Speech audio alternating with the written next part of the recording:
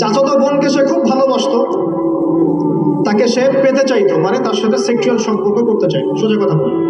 এখন সেই মেয়েকে অনেক প্রস্তাব দেয়, সেই মেয়ে রাজি হয় না। শেষে বলে, যদি আমাকে 1000 বা 100 স্বর্ণ মুদ্রা দিতে পারো, দিনার, তাহলে আমি তোমার সাথে সেক্স করবো, মানে জেনা করবো, নাউজুবিল্লাহ।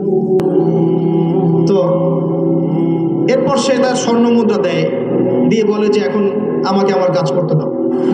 তখন সেই মেয়ে রাজি হয়। ঠিক যে মুহূর্তে তারা সেক্সুয়াল সম্পর্কটা করবে, ঠিক ওই মুহূর্তেই এই মেয়ে বলে ওঠে, হে আল্লাহর বান্দা, আল্লাহকে ভয় করো। আমি সারা জীবন আমার সতীত্বকে ধরে রেখেছি, কাউকে দেইনি। আমি কারোর সাথে এরকম অন্যায় করি নাই, আমি খারাপ মেয়ে নই, তুমি আমার ইজ্জতটা নষ্ট করো। কে বলছে কথা? মেয়ে।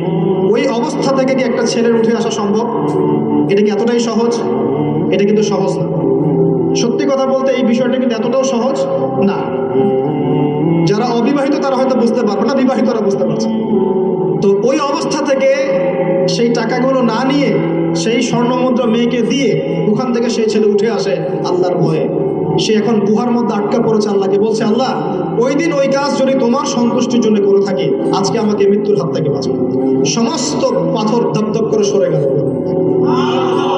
এটা কিন্তু কোনো গাল গল্প না, এটা বনু ইসরাইলের ঘটনা, সত্য ঘটনা।